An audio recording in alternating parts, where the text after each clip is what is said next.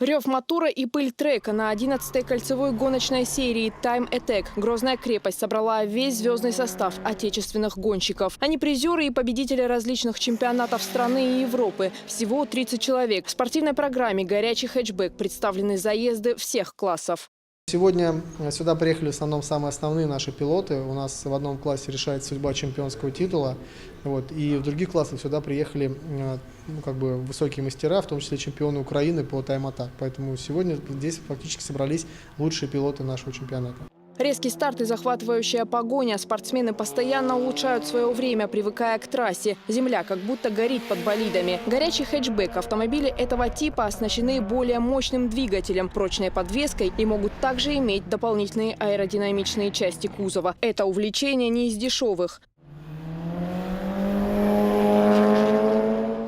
Любовь к скорости у Марии Коряевой в крови. За рулем экстремального авто она уже более 3 лет. По словам гонщицы, чтобы удержаться в седле, нужно отбросить все страхи и забыть, что ты женщина. В первую очередь это победа над собой, то есть успокоиться, показать, проехать хорошо круг, показать хорошее время. А дальше уже, конечно, потом смотришь и сравниваешь себя с соперниками. Конечно, хочется быть быстрее.